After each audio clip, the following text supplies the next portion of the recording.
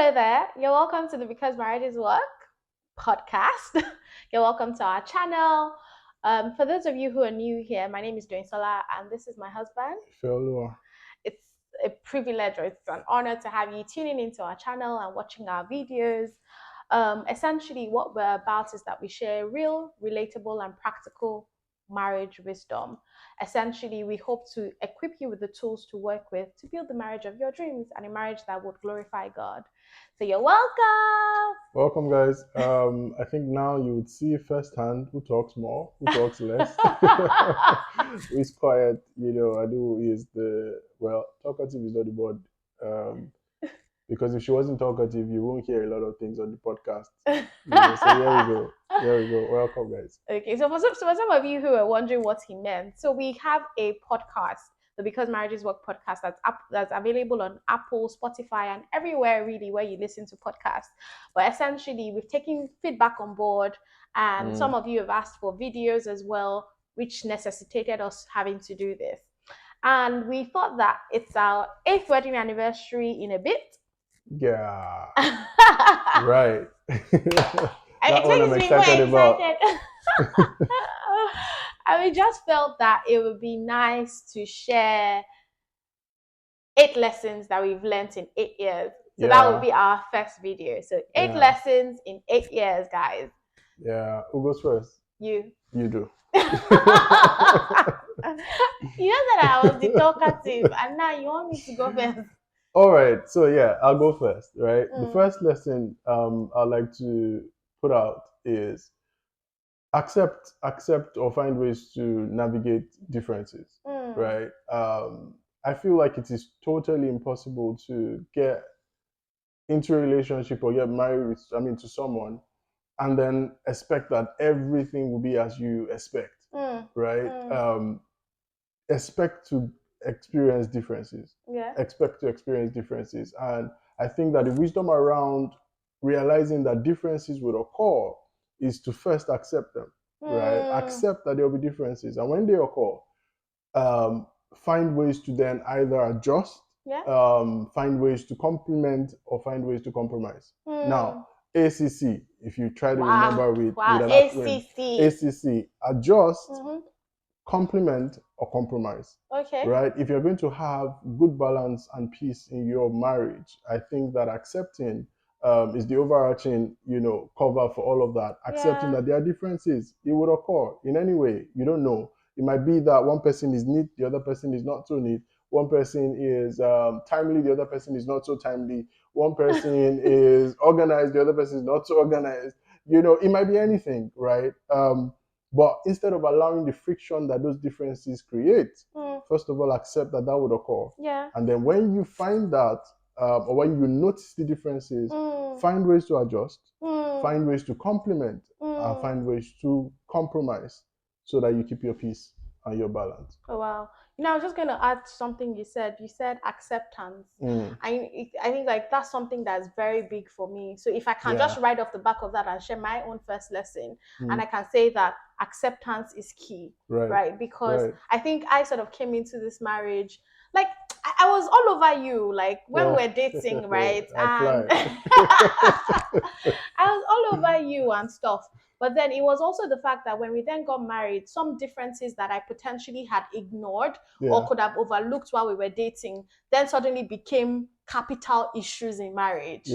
And it was then like, oh my goodness, there's a project on my hand. I need to change this person. And in that desire to want to change you and the seeming resistance that I would then encounter on some occasions when maybe I didn't communicate it properly or I didn't walk through it in the right way, it then sort of made me to be a bit resentful because I'm like, you have to be like me. You can't just do things in my own time scale. And it's 8 years, and I mean the things that haven't changed. And that's not because I don't want to change for you. I mean, if I could change everything for you, I'll change everything for you. But you're so sweet. There are some things that wouldn't change. And that's because that's the way the person has been wired.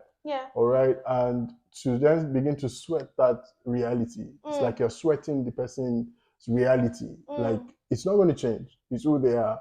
So how do we walk around this reality? I know that's what I think. For me personally, I feel like acceptance is the unconditional in unconditional love. So when you say that marriage is built on unconditional love, acceptance is actually that unconditional in unconditional love. That's what fosters it, right? And I feel like for me, it has also helped me to sort of to view our differences from a different light, right? I don't see you as a project that I need to fix or solve. Right. You know, we were watching Love is Blind, the TV show the other day, and somebody said, I viewed you as a project. And instantly I saw and that how is so possible.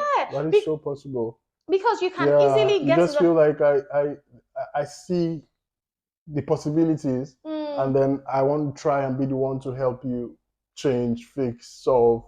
And this is not that saying that we're anti-growth, because in one of my lessons that I hope to share, it anchors on the importance of growth and how marriage fosters that. But then I also feel like acceptance is so important. Like acceptance is that's key. the root cause of peace. Like I've accepted. It's just even in life. Issues before you in life. The first thing is to accept it has happened.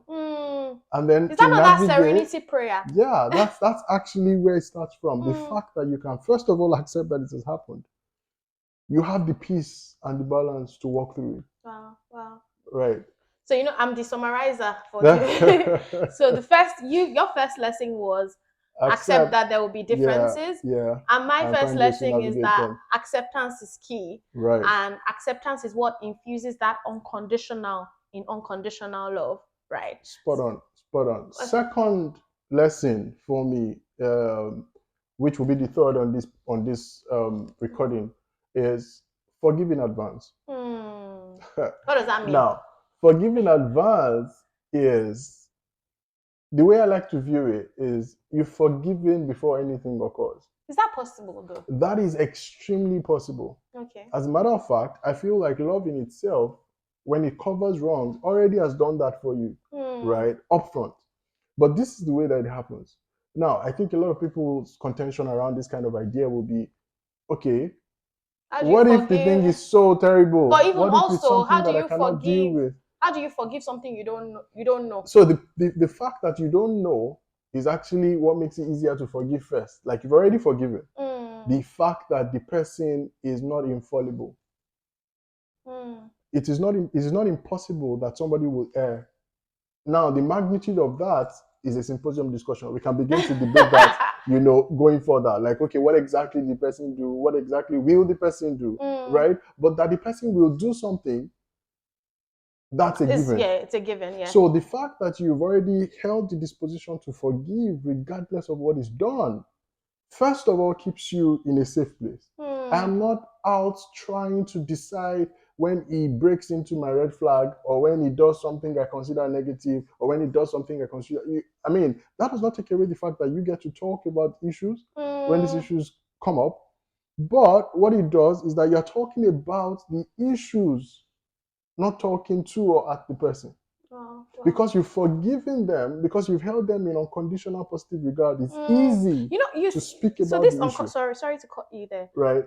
What is unconditional positive regard? I think it's just the idea, it is the idea that you can view a person regardless of their wrong through a position of care and love, unshaken. So I do not consider that because of this thing you have done wrong, you're a bad person. I still am able to view you as a person first, as a person I care about, as a person I love, and as a person that is, by all forms, expectedly supposed to be good, kind, normal, except that given this circumstance, you've erred. Now, it makes it possible for you to focus on the issue. Now, I think that many times when people find it tough to forgive, what exactly is going on there is, it's possible that you're considering that I could never be in your shoes. Right? I could never be in your shoes. So the fact that you've erred in this way or done wrong in this way, that's you. It wouldn't have been me, couldn't have been me. And I feel like one of the major pointers to the highest level of arrogance in relationships and one cause of friction is the fact that you think you can never be in the other person's shoes. So when they go wrong, that's them. and that that's could them never be messing up. you. That's them and them messing up. That could never have been you. Wow. So you're treating them based on what you think their weakness or flaws are that you think you have reason above. Wow, wow, wow. Now, does that make anybody unable to claim a height in growth or development? No. But the highest level of growth, the highest level of development, the highest level of perfection in character is humility. What? Should we just end the recording here? 3 out of 8. Wow. For me, I think my next lesson is, so that's my number 2 now. Yeah. Will be marry a man who isn't afraid of your shine. Like me. Oh my goodness. Like me. Oh my goodness, babe, seriously. Love at its very core is sacrifice. Yeah. And marry somebody who isn't intimidated by your shine. I mean, I think about you and I think about our journey till this point. Like we've taken some turns that we didn't even plan. When we were getting married, we weren't planning to leave Nigeria. Oh yeah. Yeah, that. I remember the period when I told you that I was pro Nigeria, wasn't going anywhere. I was part of the people that are going to make sure that Nigeria changes. And there was going to be better. My mentors in Nigeria, I mean, it was everything. Like we're pro Nigeria, and it wasn't, we didn't see that happening. We didn't see that happening. We didn't see that happening. And what that meant is, with your permission, obviously, like this might be a vulnerable conversation. Yeah. What that meant is that when we were in Nigeria, you were the major earner. You were the major earner. Like my income was just an augment to whatever it was, because you could very well do a deal or have a business engagement that brings 10 times what I earn in a month in one day, right? Yeah. So you were the major earner. But then we then moved to England and tables turned, right, and things turned. Right. But then what I have seen you do consistently, and maybe I would ask this as a question as well, what I have seen you do consistently is that you've been committed to my shine.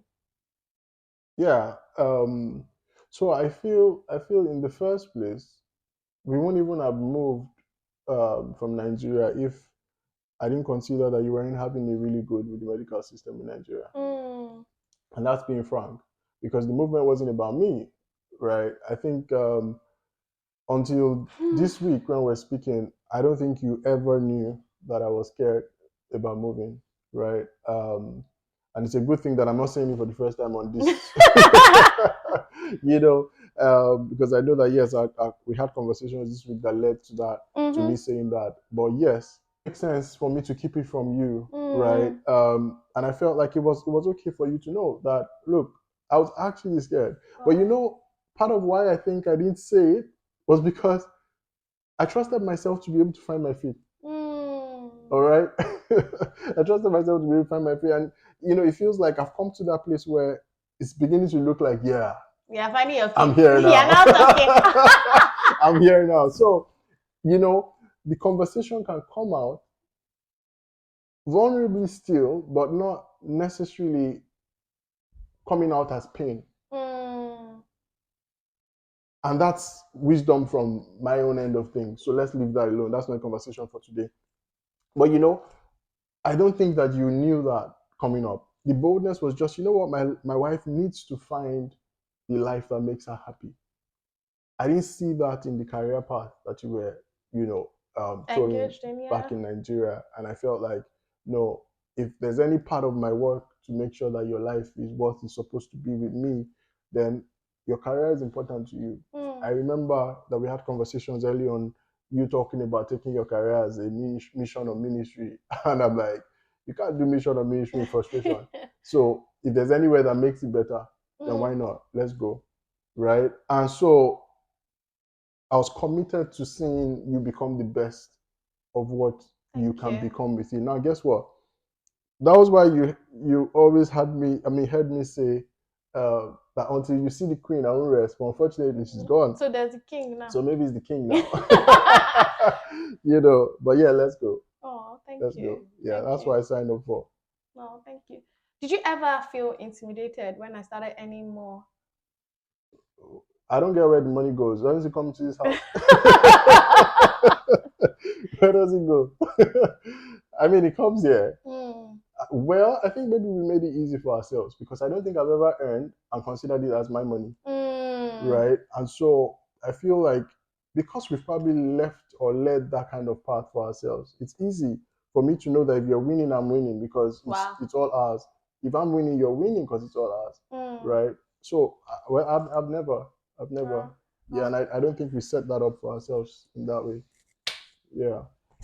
Okay. Am I going next? Yeah. Right. Ha, my next lesson. What do you want to say now? Please, don't have this. Is sex is not negotiable. How do you just move from what she said to saying sex? But yeah, that's my next lesson, right? Accept it. Sex is not negotiable. Now, you have to be the one to talk about sex. Of course. If I don't talk about it, I'm sure we won't talk about it. And I'm sure people need to hear that. I mean, why would I say that? I think I've found over time, and that's until we started to actively speak about it, that it is possible for sex to be benchmarked on feelings. Right? I don't feel like it is how many times we approach it. Right? I don't want it now. I want it now.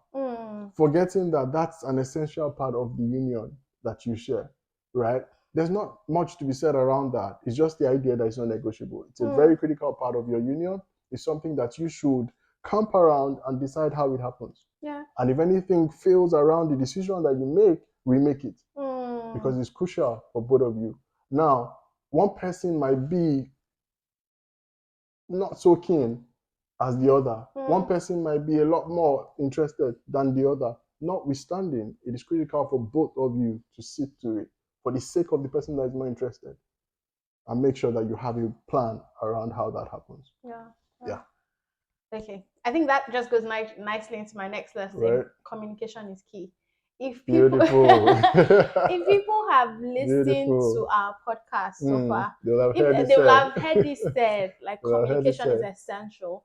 I feel like one of the things that we really have working for us is the fact that there's no conversation that is off the table. There's nothing that we can't speak about. There's nothing that we can't speak to. And we always make sure that we have conversations. We always make sure. I think that's something that has really, really helped us. The fact that we are comfortable with having hard and difficult conversations. If anybody watching this has read our book Under the Sheets, they would realize how we navigated the differences we had, even when it came to approaching sex. And it was anchored on communication. I feel like if there's anything that has really, really worked for us, is communication. In the face of differences, in the face of needs, in the face of expectations. Just understanding how to approach it, understanding how to deal with it, understanding how to get away from it with the idea that you have understood why you got into it in the first place. I feel like part of the things we established with ourselves is if one person doesn't understand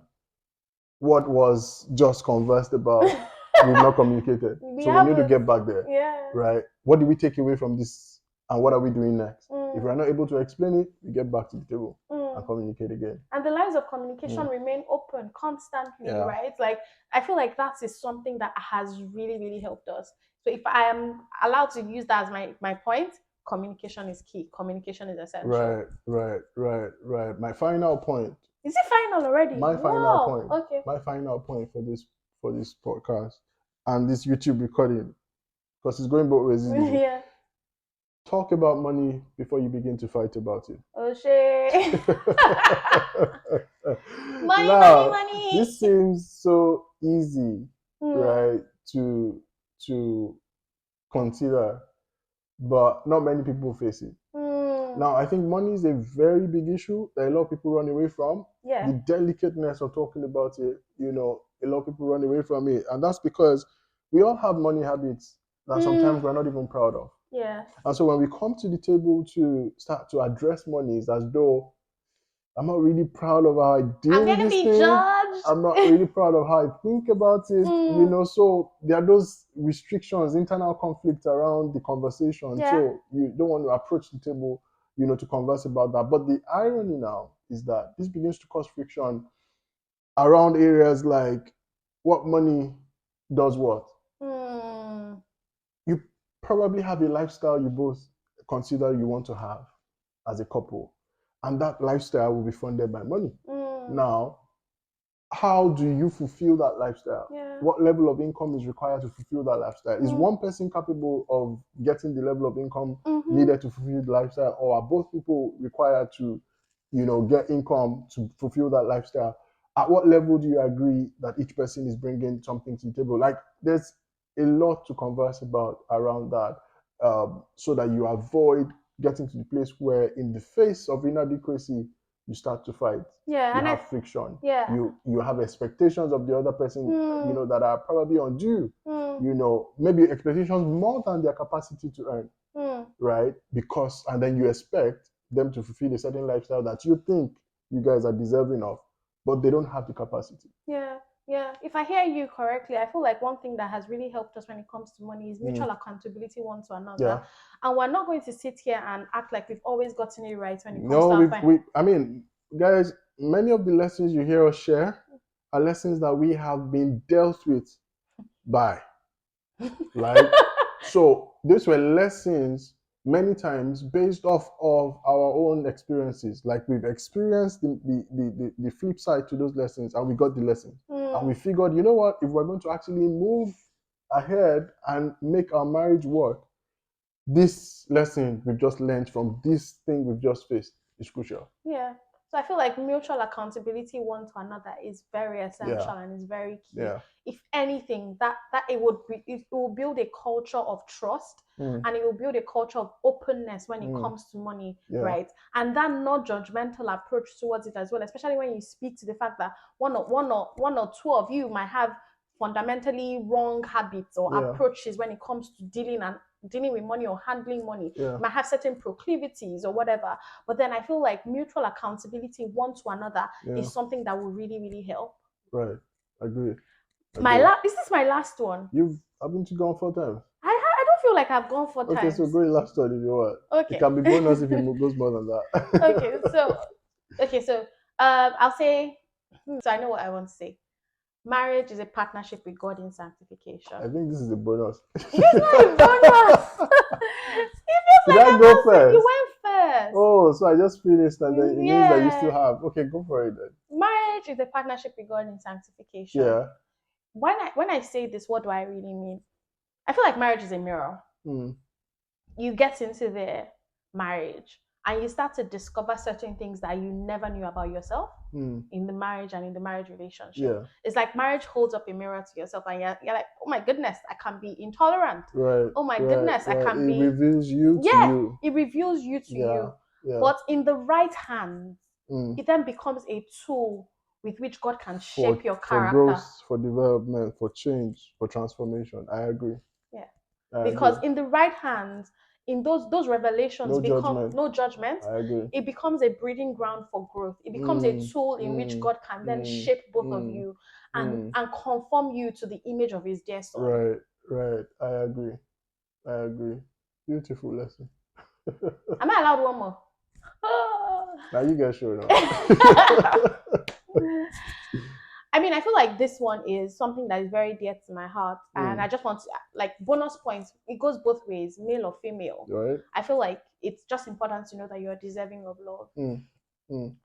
And I say that because my background, where I was coming from, had already set me up with some form of thinking that I wasn't deserving as much as I wanted it. Yeah.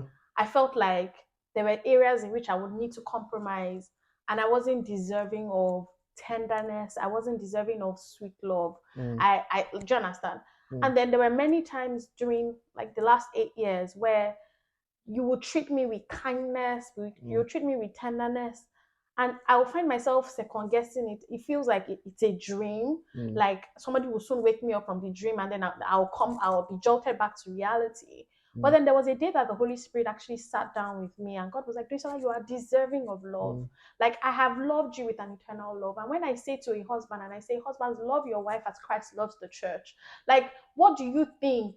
What do you think that love looks like?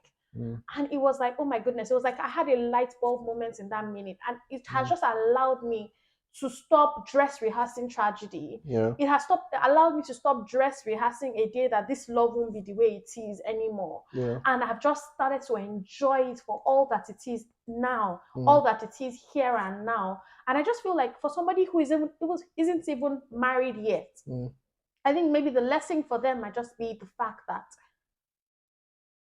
don't settle. Yeah. Don't settle. You are worthy of good love.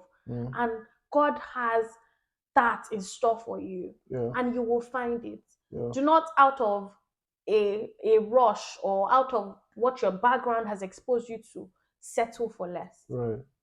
I mean, if I want to speak to that, what I considered adding is for someone who by any means has that state of heart or thought, or feeling or belief, that love is far-fetched or a good, home is far-fetched or a good marriage is far-fetched.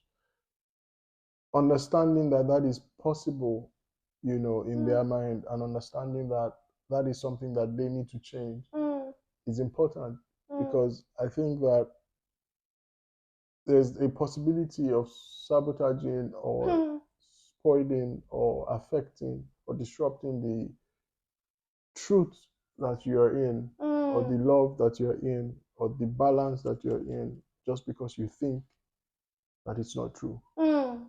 So you will find yourself working anti the growth, anti the progress, anti the smoothness of your unity or your love as it is. And I'm saying that without any particular details or example, but I know that it is a possibility. And so I feel like anyone that knows that, look, I think that deep in my heart, I find it tough to accept that I can be loved.